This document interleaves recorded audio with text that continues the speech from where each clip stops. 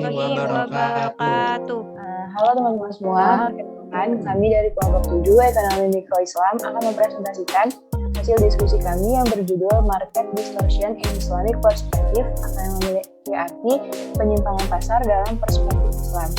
Sebelum itu, kami akan memperkenalkan diri kami terlebih dahulu. Saya sendiri, Aisyah Nilatif Palugis dengan NIM 012. Saya Mazhar Rizkulo dengan NIM 002. Saya Rosi Dewi Apriliani dengan NIM 004. Saya Dwi Asmarani Ramdhani dengan NIM 005. Saya Muhammad Fikri Hasani Sururi dengan NIM 016. Halo semua, di sini kami akan mempresentasikan tugas mata kuliah dari Ekonomi Mikro Islam. Kami dari kelas A Ekonomi Syariah UPN Veteran Jakarta. Berhubung kita udah saling kenal, yuk kita saksikan videonya. Untuk penjelasan lebih lengkapnya jangan di-skip ya. Pasar dan mekanismenya. Pasar dalam pengertian ilmu ekonomi adalah pertemuan antara permintaan dan penawaran. Pasar bersifat interaktif. Adapun mekanisme pasar adalah proses penentuan tingkat harga berdasarkan kekuatan permintaan dan penawaran atau supply, dinamakan equilibrium price atau harga keseimbangan. Mekanisme pasar dalam perspektif Islam tentunya mengandung prinsip syariah dalam bentuk nilai-nilai yang secara umum menekankan pada konsep maslahat, yaitu menjunjung tinggi asas keadilan, etika, dan norma hukum dalam kegiatan ekonomi. Prinsip-prinsip syariah juga dapat dibagi dalam dua perspektif, yaitu makro dan mikro. Nilai syariah dalam perspektif mikro menekankan aspek kompetensi atau profesionalisme dan sikap amanah, sedangkan dalam perspektif makro, nilai-nilai syariah menekankan aspek distribusi, pelarangan riba, dan kegiatan ekonomi yang tidak memberikan manfaat secara nyata kepada sistem perekonomian. Oleh karena itu, manfaat sistem perekonomian Islam dalam pasar ditunjukkan tidak hanya kepada umat Islam, melainkan kepada seluruh umat manusia. Ditinjau dari para pelaku pasar, tentu semua pihak yang terlibat dalam pasar mempunyai kepentingannya masing-masing. Setiap transaksi yang terjadi merupakan upaya dari pemenuhan kebutuhan masing-masing. Disinilah moralitas Islam harus punya peranannya, di mana nilai-nilai Islami akan membentuk arah, cara, dan penyelesaian pemenuhan kebutuhan para pelaku pasar. Para pelaku pasar akan bertindak sesuai dengan kaidah nilai-nilai Islam yang ada. Realisasi dari konsep syariah itu memiliki 3 ciri yang mendasar, yaitu 1. Prinsip keadilan, 2. Menghindari kegiatan yang dilarang, 3. Memperhatikan aspek kemanfaatan. Ketiga prinsip tersebut berorientasi pada terciptanya sistem ekonomi yang seimbang, yaitu keseimbangan antara memaksimalkan keuntungan dan pemenuhan prinsip syariah yang menjadi hal mendasar dalam kegiatan pasar. Selanjutnya ada rekayasa permintaan atau demand dan rekayasa penawaran atau supply. Hal ini terbagi menjadi 3, yaitu yang pertama ada istikar, yang kedua ada bayi najasi, dan yang ketiga ada talaki rukban.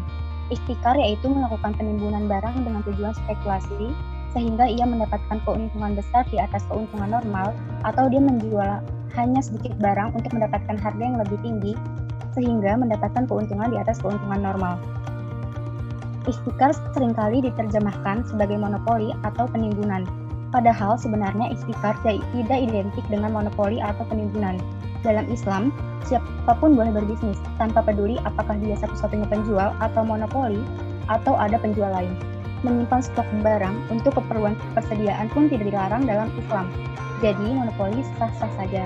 Demikian pula menyimpan persediaan. Yang dilarang adalah istikar, yaitu mengambil keuntungan di atas keuntungan normal dengan cara menjual lebih sedikit barang untuk harga yang lebih tinggi, atau istilah ekonominya monopoli rent seeking. Jadi dalam Islam monopoli boleh, sedangkan monopoli rent seeking tidak boleh. Next.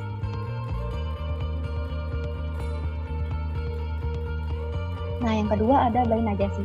Najasi adalah sebuah praktek dagang di mana seseorang pura-pura menawar barang yang didagangkan dengan maksud hanya untuk menaikkan harga agar orang lain bersedia membeli dengan harga itu. Transaksi najasi diharamkan dalam perdagangan karena si penjual menyuruh orang lain memuji barangnya atau menawar dengan harga yang lebih tinggi, agar orang lain tertarik pula untuk membelinya. Si penawar sendiri tidak bermaksud untuk benar-benar membeli barang tersebut. Ia hanya ingin menipu orang lain yang benar-benar ingin membeli yang sebelumnya orang ini telah melakukan kesepakatan dengan penjual. Akhirnya terjadi permintaan palsu atau false demand. Tingkat permintaan yang terjadi tidak dihasilkan secara alamiah.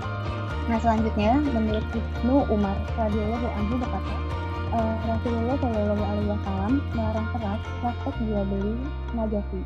Seperti dalam sebuah hadis yang diriwayatkan oleh Tirmidzi yang berbunyi, janganlah kamu sekalian melakukan penawaran barang tanpa maksud untuk membeli.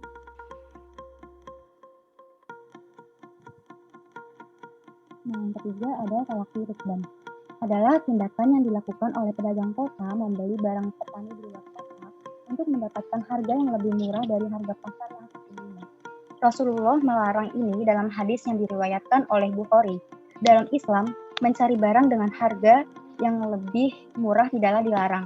Namun apabila transaksi jual beli antara dua pihak, di mana yang satu pihak memiliki informasi yang lengkap, sedangkan yang satu pihak lagi tidak tahu harga yang di pasar sesungguhnya dan sesungguhnya kondisi demikian dimanfaatkan untuk mencari keuntungan yang lebih, maka terjadilah penzaliman oleh pedagang kota terhadap petani yang dari desa.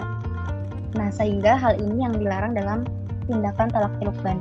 Karena tindakan talaqi rukban ini tidak hanya menzalimi petani yang ada dari desa, tapi telah merusak keseimbangan pasar sehingga pasar berada pada level yang lebih rendah. Selanjutnya ada penipuan atau tadlis. Tadlis adalah kondisi di mana satu pihak tidak mengetahui kondisi yang sebenarnya atau unknown to one party, sehingga pihak yang mengetahui informasi memanfaatkan kondisi tersebut untuk mendapatkan keuntungan dengan menipu pihak yang tidak tahu. Kondisi ini disebabkan karena adanya incomplete information. Tadlis bisa terjadi dari segi kualitas, kuantitas, harga, dan waktu penyerahan. Tadlis ini terjadi karena adanya ketidakjujuran di antara pihak yang melakukan transaksi. Sistem ekonomi Islam melarang hal ini, yaitu ketimpangan informasi tentang barang yang akan diperjualbelikan. Karena dengan adanya informasi yang tidak sama antara kedua belah pihak, maka unsur antara minkum atau kerelaan bersama dilanggar. Untuk menghindari penipuan, masing-masing pihak harus mempelajari strategi pihak lain. Dalam ekonomi konvensional, hal ini dikenal dengan zero-sum game theory. Contohnya mencampur beras kualitas baik dengan beras kualitas buruk dan dijual dengan harga beras kualitas baik. Tadlis dibagi menjadi 4 bagian, yaitu yang pertama ada tadlis dalam kuantitas. Ialah kegiatan menjual barang kuantitas sedikit dengan harga barang kuantitas banyak. Misalnya menjual baju sebanyak 1 kontainer. Karena jumlah dan tidak mungkin untuk menghitung satu persatu, penjual berusaha melakukan penipuan dengan mengurangi jumlah barang yang dikirim kepada pembeli. Yang kedua ada tadlis dalam harga. Ialah menjual barang dengan harga yang lebih tinggi atau lebih rendah dari harga pasar karena ketidaktahuan pembeli atau penjual. Dalam fikih disebut dengan gaban. Yang ketiga ada tadlis dalam kualitas. Ialah menyembunyikan cacat atau kualitas barang yang buruk yang tidak sesuai dengan yang disepakati oleh penjual dan pembeli. Contoh tadlis dalam kualitas adalah pada pasar penjualan komputer bekas. Pedagang menjual komputer bekas dengan kualifikasi Pentium 3 dalam kondisi 80% baik dengan harga Rp3 juta. Pada kenyataannya, tidak semua penjual menjual komputer bekas dengan kualifikasi yang sama. Yang terakhir ada tadlis dalam waktu penyerahan. Ialah bila si penjual tahu persis ia tidak akan dapat menyerahkan barang pada besok hari, namun menjanjikan akan menyerahkan barang tersebut pada besok hari. Walau konsekuensi tadlis dalam waktu penyerahan tidak berkaitan secara langsung dengan harga ataupun jumlah barang yang ditransaksikan.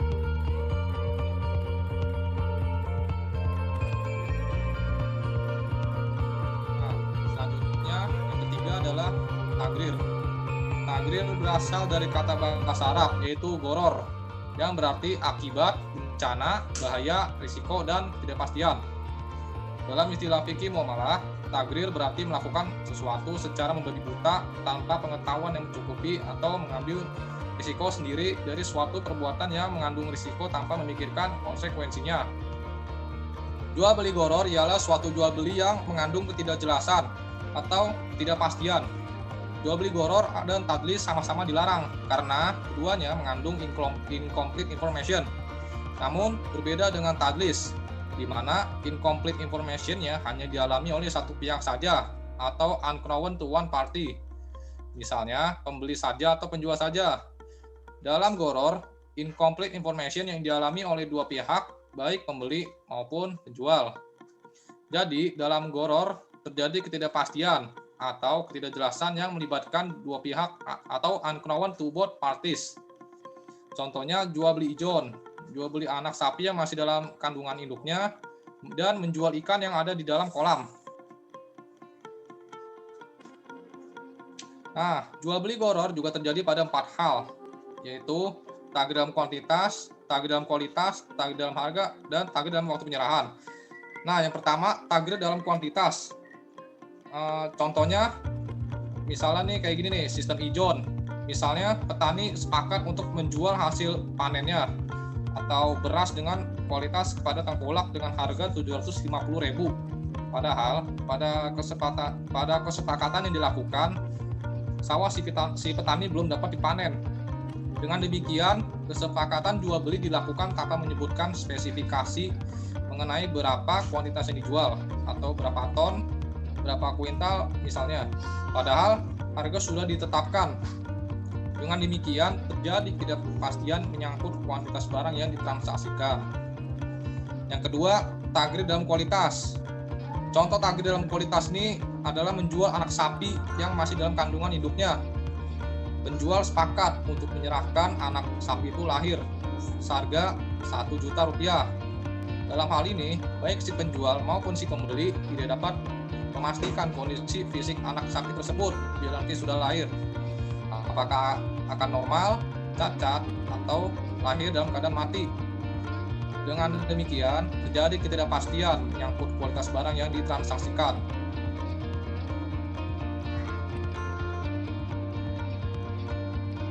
Selanjutnya ada tagih dalam harga. Sebagai contoh, apabila seseorang memiliki keinginan untuk menjual sebidang tanah yang ia miliki, dia akan menjual tanah yang ia miliki seharga 60 juta rupiah kepada seorang pembeli apabila pembeli tersebut membeli secara kontan atau tunai, dan memberikan harga 85 juta rupiah apabila pembeli memilih pembayaran secara kredit atau angsuran selama 1 tahun dan dijawab setuju oleh pembeli. Akad jual beli ini pun akan menimbulkan ketidakpastian bagi penjual maupun pembeli mengenai kegiatan transaksi yang akan dilakukan. Apakah pembayaran akan dilakukan secara kontan ataupun secara kredit. Selanjutnya yang terakhir ada tagrir dalam waktu penyerahan. Sebagai contohnya ialah seseorang memiliki mobil yang biasa digunakan untuk rental mobil dengan tipe Toyota Avanza tahun 2012 dan ia berencana akan menjual mobil tersebut. Akan tetapi, mobil tersebut sedang dibawa kabur oleh pihak yang merentalnya. Mobil tersebut sendiri rencananya akan dijual seharga 100 juta rupiah kepada pihak ketiga. Pihak pertama sendiri merupakan pemilik mobil, pihak kedua ialah perental mobil, dan pihak ketiga merupakan pembeli mobil. Padahal, harga normalnya ialah sekitar 150 juta rupiah. Kasus ini pun akan menimbulkan dan menghasilkan ketidakpastian penyerahan objek transaksi berupa mobil Toyota Avanza tahun 2012 dari penjual kepada pembeli, sebab melibatkan pihak kedua yang menguasai mobil tersebut secara tidak sah, dan baik dari sisi pembeli maupun tidak penjual tidak tahu apakah mobil tersebut kapan kembalinya dan menimbulkan ketidakpastian di segala pihak. Kesimpulannya, pasar menjadi tempat kegiatan interaksi antara penjual dan pembeli atau tempat yang menjadi penggerak roda perekonomian. Islam memperbolehkan individu untuk bebas dalam kegiatan pasar tapi harus berdasarkan prinsip Islam, yaitu mengutamakan keadilan dan sama-sama saling menguntungkan serta saling rela. Hal ini akan mencegah terjadinya distorsi pasar yang terjadi. Distorsi pasar merupakan kerusakan sistem pasar yang terjadi karena beberapa pihak berlomba-lomba mencari keuntungan yang sebesar-besarnya. Tentu hal ini tidak dibolehkan dalam Islam karena Islam melarang perbuatan yang rakus, tidak jujur, dan menimbun barang sehingga beberapa pihak yaitu pembeli sangat dirugikan dalam mencari kebutuhan-kebutuhan. Sekiranya itu saja presentasi yang dapat kami paparkan. Apabila terdapat kekurangan, mohon dimaafkan. Lebih kurangnya maaf. Wassalamualaikum warahmatullahi wabarakatuh. Terima kasih telah menyaksikan video kami dari awal hingga akhir. Thanks for watching. See you.